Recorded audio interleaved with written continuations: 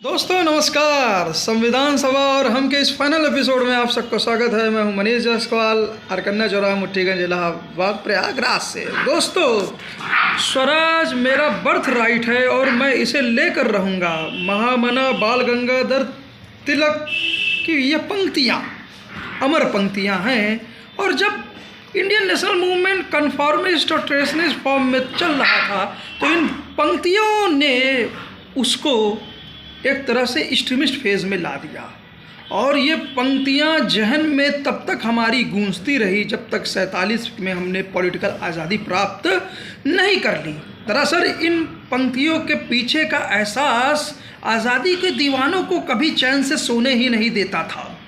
1757 का प्लासी के युद्ध में जहाँ सिराजुद्दौला की हार हो गई थी तो अंग्रेज़ों ने एक मजबूत फुटिंग के साथ देश में कदम रख दिए थे, तो वहीं बक्सर की ट्रीटी ने मुग़लों पर शिकंजा कसा था। तो 1857 में जितने भी हमारे अंदर द्वंद्व थे इस बाहरी सत्ता से, जिसको ड्रेन ऑफ वेल्थ जुड़ी हुई थी, हिंदू मुसलमानों से कंधे से कंधा मिलाकर वह लड़ाई ऐतिहासिक लड़ी थी। चाहे रानी की झांसी हो या नवाब हो या खुद उस समय बहादुर शाह जफर, जिनको तो कब्र के लिए भी अपने मुल्क में जगह न मिली, रंगून में वो दफन हुए। पर इसी के साथ साथ जब पॉलिटिकल सुप्रीमेसी उनकी बढ़ती गई, सब कुछ होता गया, तो कहीं ना कहीं उस पॉलिटिकल सुप्रीमेसी में भी इंडिविजुअल एफर्ट्स को, इतना बड़ा मुल्क को चलाने के लिए उन्हें अपने साथ यहाँ के लोगों को जोड़ना भी चालू रखा। और एक डायलॉग भी और उस तरह का एजुकेशन सिस्टम हो, चाहे गुड्स डिस्पैच हो या फिर आपका क्या बोलते हैं समाज में थोड़ा सा सुधार भी हो, ये सब मुद्दे भी शासकों में आने लगे। पहले वो जब आए थे तो जो सामाजिक रिफॉर्म्स थे, रिलीजियस मैटर्स थे, उनसे वो अलूफ रहा करते थे। चाहे हम लॉर्ड विलियम बेंटिक के समय जो हमारे गवर्नर जनरल थे 1930 के बाद 31 के बाद राजा राम मोहन रॉय के साथ जब उनका मैं संवाद देखता हूँ, और जो हमारी एक बहुत ही मतलब गलत प्रथा थी, सती प्रथा, उसका अंत भी वहीं मैं देखता। तो वहीं चाहे विधो की रीमैरिज की बात हो या बाल विवाह, ईश्वर चंद्र विद्यासागर इत्यादि, इस तरह के इंडिविजुअल एफर्ट्स को भी, और चाहे माइनॉरिटी इंस्टीट्यूशंस हो, उस समय तो सत्ता में भागीदारी ना हिंदुओं की थी ना मुसलमानों की थी, तो माइनॉरिटी इंस्टीट्यूशंस भी चाहे जो भी हो, उनको भी जब एस्टेब्लिश करना हो, ओरिएंटलिस्ट एजुकेशन, तो वहाँ भी प्रोत्साहन उन्होंने देने लगे। ऐसा नहीं था कि अंग्रेज़ों का सिस्टम पूरा तरह से तानाशाही था। अंग्रेज को आते आते चाहे वो बंगाल के रास्ते, कलकत्ता के रास्ते आए हों या मद्रास के रास्ते आए हों या फिर आपके मुंबई के रास्ते, ये बड़े बड़े महानगरों में तब्दील होते गए। नई सुविधाएँ, म्यूनिसिपल कॉरपोरेशन इत्यादि भी हम देखते रहे, उनके बनाई गई सीवर लाइंस, उनके बनाए गए पुल इत्यादि, और कहीं ना कहीं प्रोग्रेस भी छलकती है। भले ही ड्रेन ऑफ वेल्थ जो दादा भाई नौरोजी ने, grand old man of Indian national Congress ने जो आपको उसको एक थ्योरेटिकल एस्पेक्ट दिया था, उसके बावजूद भी ये सब चीज़ें छलक रही थी।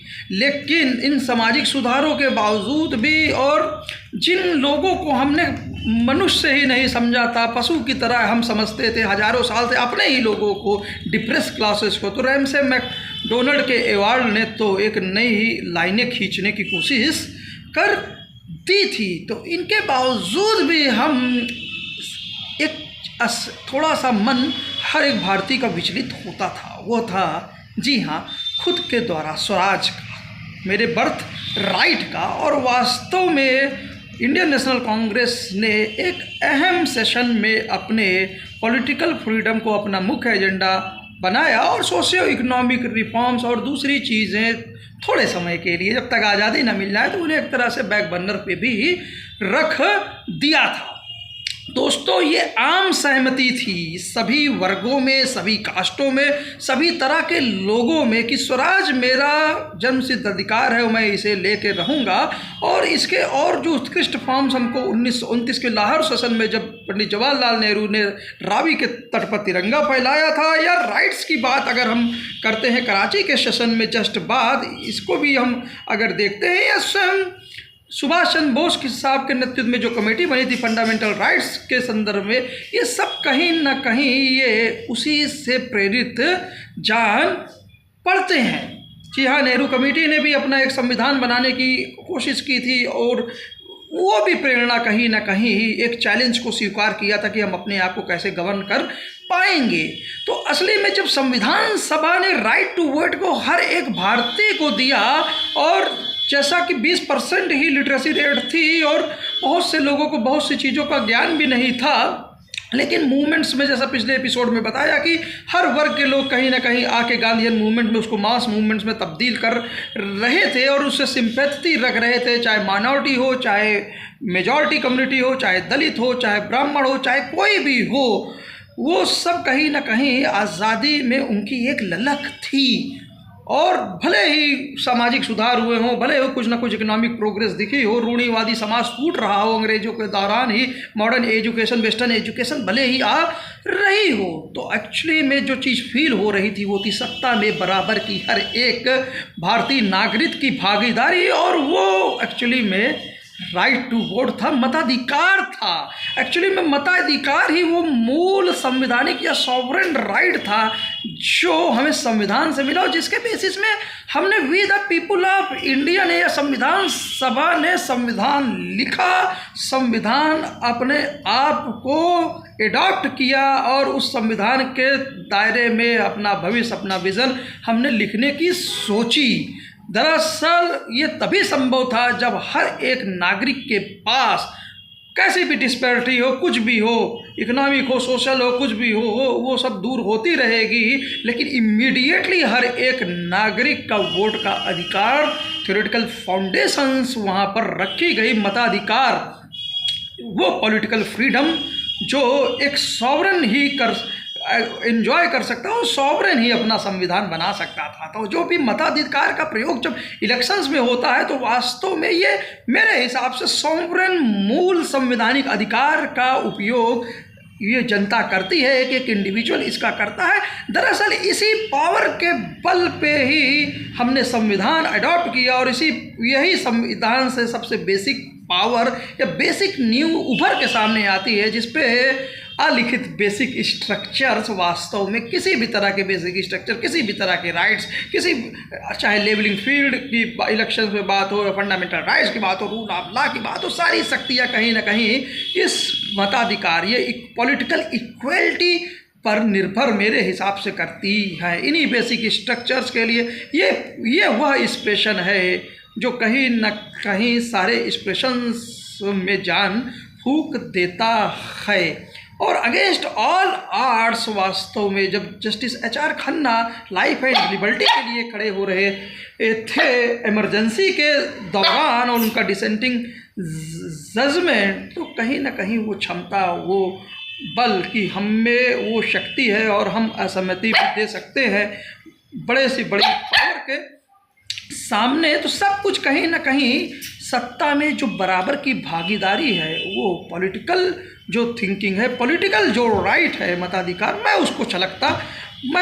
वो छलकता दिखता है। अगर राइट टू वोट ना होता तो आप पूरी दौलत सब में बराबरी से बांट दीजिए, बहुत अच्छा समाज बना लीजिए, सब कुछ बना, लेकिन अगर सत्ता में भागीदारी हर एक इंसान की बराबरी से सुनिश्चित ना होती तो मन आज भी बाल गंगाधर तिलक के जो हमारे महान स्वतंत्रता सेनानी थे, उनकी बातों हमको छलनी करती रहती। स्वराज मेरा बर्थ राइट है, मैं उसे लेके रहूँगा। आज के संदर्भ में अगर मैं कहूँ कि मताधिकार मेरा मूल संवैधानिक सॉवरेन अधिकार है, और इसका पूरी तरह से पूर्ण होना आज़ाद भारत में इसे होना चाहिए।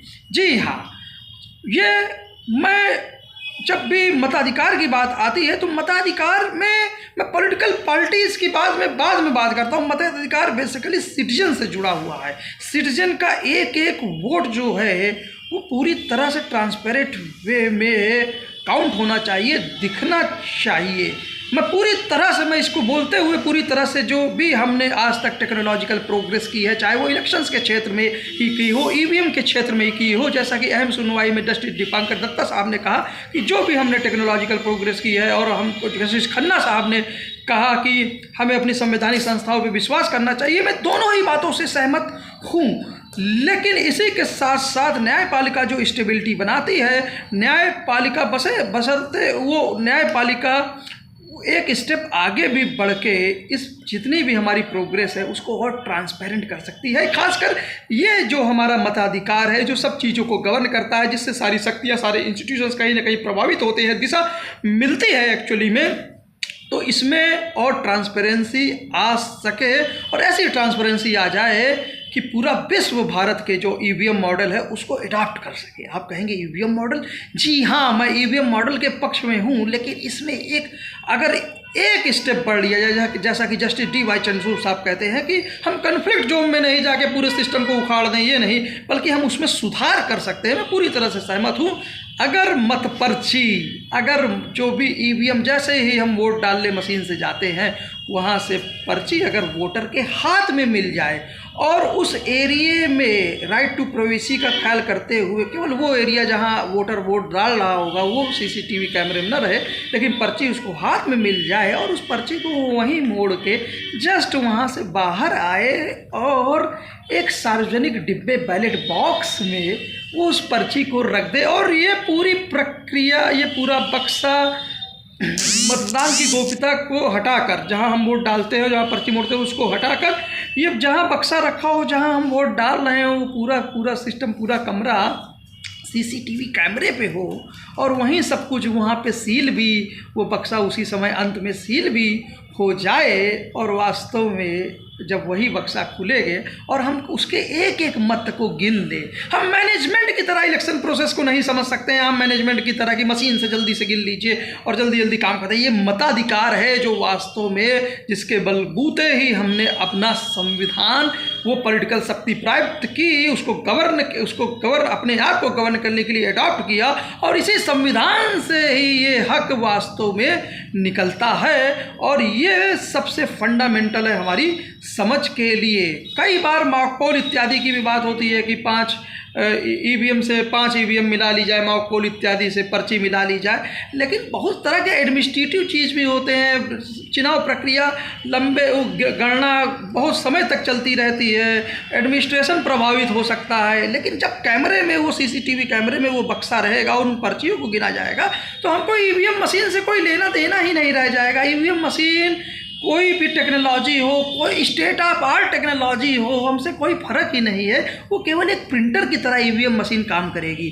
फिर आप कहेंगे कि यार बैलेट की तरह ये तो पूरा सिस्टम हो जाएगा जब हमको एक एक पर्ची गिननी है। जैसा कि हमारे जो चीफ इलेक्शन कमिश्नर हैं SY कुरैशी साहब जो वैसे बताते हैं कि बैलेट में मान लीजिए उम्मीदवार ज़्यादा हैं, तो पूरा बैलेट खोलना पड़ता था, उसमें मोहर कहाँ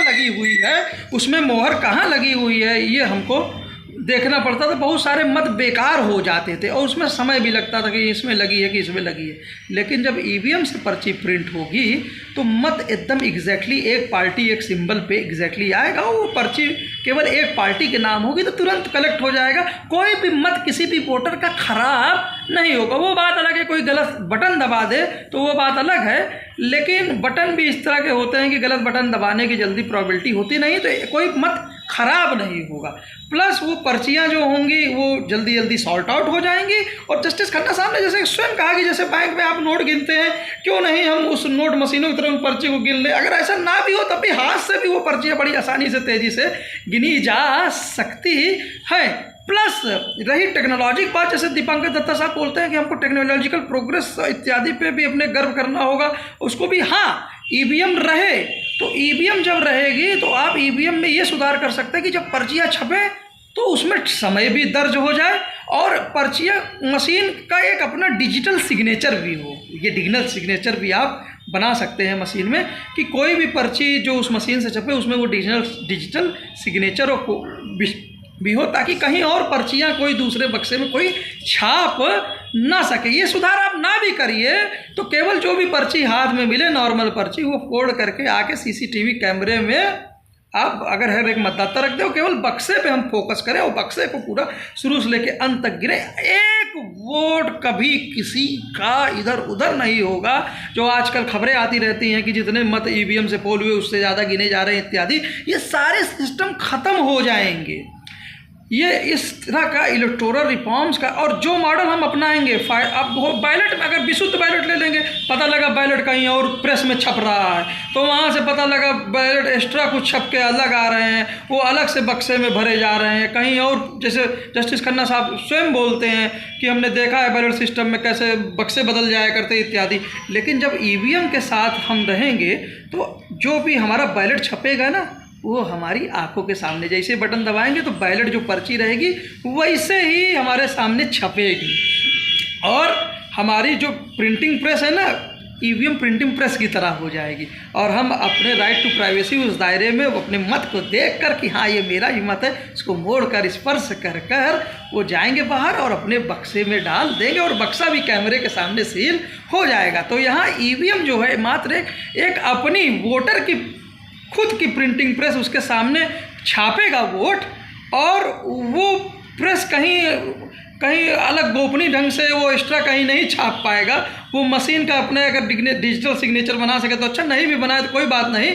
और हमारा फोकस पूरी तरह से वीवीपैट पर, वीवीपैट पूरी तरह से किस पे हो जाएगा, बैलेट की तरह ट्रीट हो जाएगा। जिस दिन आपने ये केवल एक छोटा सा कदम उठा लिया और सारी नानुकर आपने वो कर दी, हो सकता है कोई ऑब्जेक्शन भी होता है कि हम वोटर को पर्ची दें या ना दें। अरे भाई, जिस वोटर को आप पर्ची, वो जिसके हाथ में पर्ची आएगी, अगर वो अपने पर्ची के साथ मोड़ते समय कोई खिलवाड़ करेगा या उसी समय जिस प्राइवेट एरिया में वोट दे रहा है जेब से निकाल के कुछ और पर्ची जोड़ के मोड़ देगा और आके बाहर डालेगा, तो जब बक्सा खुलेगा ना तो उसमें 2-3 पर्चियाँ जब गुलठी की तरह मिलेंगी तो ऑटोमेटिक खारिज हो जाएंगी। तो इसके चक्कर में हम करोड़ों जो हमारे मतदाता हैं, जो वास्तव में इतनी टेक्निकल नॉलेज नहीं रखते हैं, इतनी टेक्निकल समझ उनको नहीं है, बहुत से गरीब लोग हैं, बहुत से आम लोग हैं, बहुत से जिनको मशीनों से कोई लेना देना नहीं है, जैसा कि वरिष्ठ अधिवक्ता तरुण अग्रवाल जी बोलते हैं कि उनकी पर्चियों को हम उनको कैसे हम दोषी साबित करा सकते हैं। अरे उनको पर्ची मिल जाएगी, वो अपना डाल देंगे। जो लोग इक्का दुक्का लोग खराब करने की कोशिश करेंगे वो मोड़ के डालेंगे,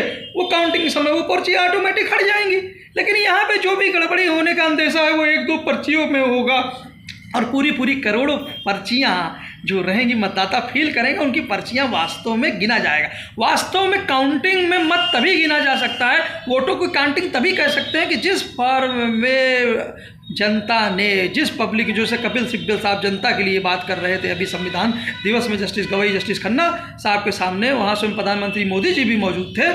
तो हम सब काम जनता के लिए करते हैं ना, तो जनता का मताधिकार मूल संवैधानिक अधिकार है, जिससे सारी शक्तियाँ प्राप्त होती हैं। तो जब वो वोट देता है और वोट दे के पर्ची उसके हाथ में आएगी, पर्ची वो जैसे ही बक्से में डालेगा और वही बक्से से जब पर्ची हूबहू वैसे रीजनरेट होगी, तो जब तक वो रीजनरेट जब मत होगा तो वास्तव में जनता द्वारा जो दिया गया मतपत्र है उसी तरह वो रीजनरेट होगा, और वास्तव में उसी को गिना जाना चाहिए, और यही वास्तव में मताधिकार को पूरा करता है। जी हाँ, वरना अगर आप ईवीएम से टोटल काउंट गिनते हैं, उसके अलग अलग कम्बिनेशंस टोटल बता देते हैं, तो ये मताधिकार पूरा नहीं करता है, ये केवल एक अंदाज़ा बताता है। प्लस मशीन में बहुत तरह की दिक्कतें हो जाती है। यही मोबाइल में लिया हुआ हूँ, यहाँ इंटरनेट से भी कनेक्ट ना करिए, हल्का सा ऊपर वाला बटन दबाइए तो लाइट चली जाएगी, और थोड़ा और देरी तक दबाइए तो रिजल्ट कुछ और होगा, स्विच ऑफ का ऑप्शन आ जाएगा। इसी तरह से स्टैंड एलोन मशीन में भी पहले ज़माने का कैलकुलेटर होता था, वो भी स्टैंड एलोन है। जैसा कि राजीव कुमार जी कहते हैं कि ईवीएम स्टैंड एलोन कैलकुलेटर की तरह है, लेकिन उस कैलकुलेटर में भी अगर आप 2+2 या 5 आप जो भी दबाइए और रिजल्ट आपको आएगा, मान लीजिए 2+2+2 आपने दबा दिए तो 6 आ जाता था, रिजल्ट में बराबर 6 आ जाता था। लेकिन आप अब कुछ मत करिए, एक बार और इक्वल दबा दीजिए तो कम्बिनेशन सर्किट बदल सकता है।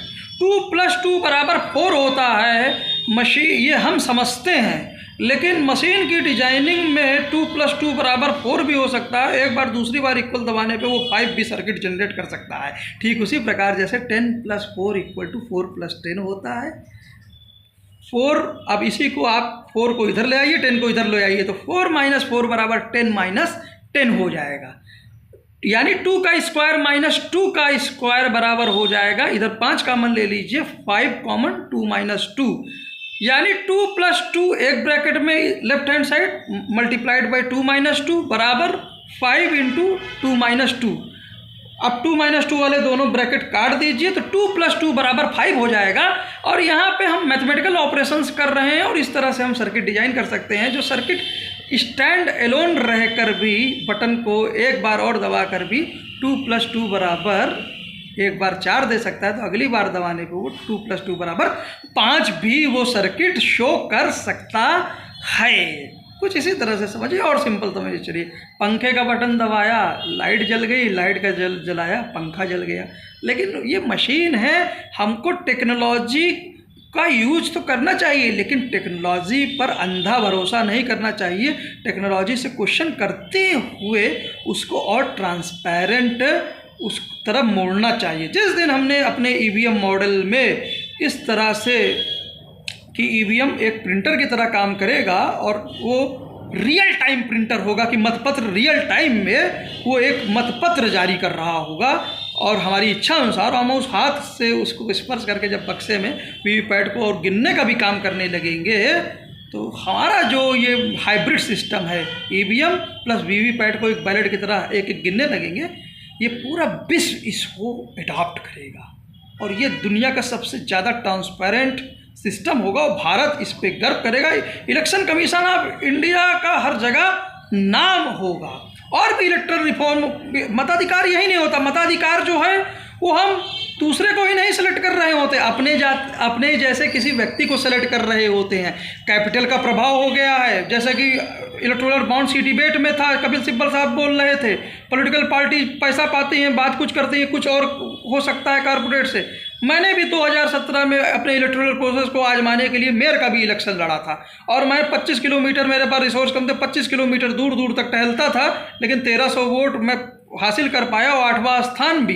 एक्चुअली में मताधिकार खुद को सेलेक्ट होने के लिए भी होता है और दूसरे के द्वारा चुनने के लिए भी होता है। मेरे पास इतने रिसोर्सेज नहीं थे कि मैं हर एक पोलिंग बूथ पर अपना एजेंट रख सकूं, तो क्या मुझे जानने का अधिकार नहीं है कि वास्तव में पोलिंग कब ख़त्म हुई हर एक बूथों पर? और क्या मुझे जानने का अधिकार नहीं है कि वास्तव में वो जहाँ का जो भी कितना मत वास्तव में एग्जैक्ट पड़ा, 17C का फॉर्म जानने का अधिकार नहीं है?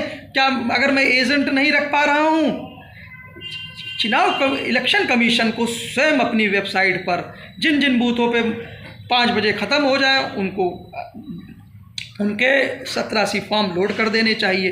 जिन जिन बूथों पे प्रक्रिया चल रही है अभी भी जितने समय तक, तो वहाँ पर 5 बजे के बाद जितने लोग हैं उनकी काउंट भी दे देनी चाहिए। स्वयं ऑनलाइन डिजिटल इंडिया है, यहाँ देरी नहीं होनी चाहिए। अब पता लगा 1 हफ्ता 10 रोज तक पता लगा वोटिंग परसेंटेज है बदल रहा है। पहले जब हाथ से काम होता था, कुरैशी साहब बोलते हैं, तो 11 बजे तक या अगले दिन पेपर में सुबह तक 1-2% का ही चेंज आता था और वास्तव में पूरा एक बार फिक्स हो जाता था। अब फिक्स नहीं हो पा रहा है। अरे 17C फॉर्म में हम मत लिखते हैं, परसेंटेज का कोई मतलब ही नहीं होता। 17C वो लीगल डॉक्यूमेंट है जिसको स्वयं ट्रांसपेरेंसी के लिए आयोग को एकदम समय पे रख देना चाहिए। ये 17C, जिस दिन 17C आप एकदम समय पे रखना चालू कर देंगे तो ऑटोमेटिक, मैं कोई दोष नहीं लगा रहा हूँ, पूरा बहस हुआ है, लेकिन बिना मतलब कि क्यों इतनी बहस फैली हुई है? आप 17C जल्द से जल्द लोड कर लीजिए। जितने भी जिन बूथों पे ओवर हो जाए काउंटिंग, डाटा पूरा दे दीजिए। सब कुछ देते रहिए एकदम ट्रांसपेरेंट वे में। जहाँ पे मतदान चल रहा है 5 बजे के बाद, वहाँ पे भी आप फिगर दे दीजिए कि इतने लोग बूथ में, इतने वोट एक्स्ट्रा, टेंटेटिव वोट इतनी वोट है, ये इतने वोट वो भी पड़ेंगे। सारा ट्रांसपेरेंट सिस्टम आपके हाथ में है, सब कुछ आप आसानी। हमारी संवैधानिक संस्था, आपका बहुत अच्छा रिकॉर्ड है, TN सेशन से लेकर कुरैशी साहब तक का, पूरा संपत साहब का, सब ने इसको विश्वास जगाया है। ये छोटे छोटे रिफॉर्मों से भारत के जनतंत्र, भारत के लोगों का मताधिकार और लोकतंत्र में मताधिकार, उसके द्वारा जो जनमत होता है, ये जब जनमत मजबूत होगा, जनमत जब एकदम ट्रांसपेरेंट होगा, तो जैसा कि गवई साहब चीफ जस्टिस साहब के सामने, संविधान सभा के सामने बोल रहे थे कि बढ़ती इनइक्वालिटी बढ़ती जा रही है, डेमोक्रेसी के लिए खतरा हो जाएगा। तो जब इन्फॉर्म्ड वोटिंग होगी और हर एक रिक्शा वाला भी अपने मत को देख सकेगा, हंसिए पे खड़ा व्यक्ति अपने पता है कि उसका मत वह उस डिब्बे में है और एक गिना जा रहा है। तो ये कॉन्फिडेंस और ये इन्फॉर्म्ड चॉइसेस वास्तव में पॉलिटिकल सत्ता को और जस्ट और हमारे कॉन्स्टिट्यूशनल डायरेक्टिव प्रिंसिपल्स की तरफ ऑटोमेटिक मोड़ने लगेंगी। उम्मीद है ये एपिसोड आप लोगों को पसंद आया होगा। जय हिंद, जय भारत। मेरा असीम विश्वास है भारत की न्यायपालिका में उसके पास वो एविडेंस का मोहताज नहीं हो सकता। अगर कंप्लीट न्याय, कंप्लीट जस्टिस उसको देना है, लॉ में कोई कमी है तो वो सब कुछ कर सकता है। और यहाँ तो एक छोटा सा स्टेप ट्रांसपेरेंसी के लेकर ये पूरा सिस्टम, पूरा विश्व एक दिन भारतीय मॉडल को मानेगा, हाइब्रिड सिस्टम के साथ, जहाँ रियल टाइम में बैलेट छप रहे होंगे ईवीएम के द्वारा और वीवीपैट छप रहे होंगे, और वीवीपैट जब फोड़ करके हम रख रहे होंगे तो वो बैलेट के रूप में भी होगा और एक एक गिना जाएगा। मताधिकार, जी हाँ, मेरा मैं कहूँ जन्मसिद्ध अधिकार है और इसे आज आज़ाद भारत में पूरी तरह से पूर्ण होना चाहिए। Thank you sir.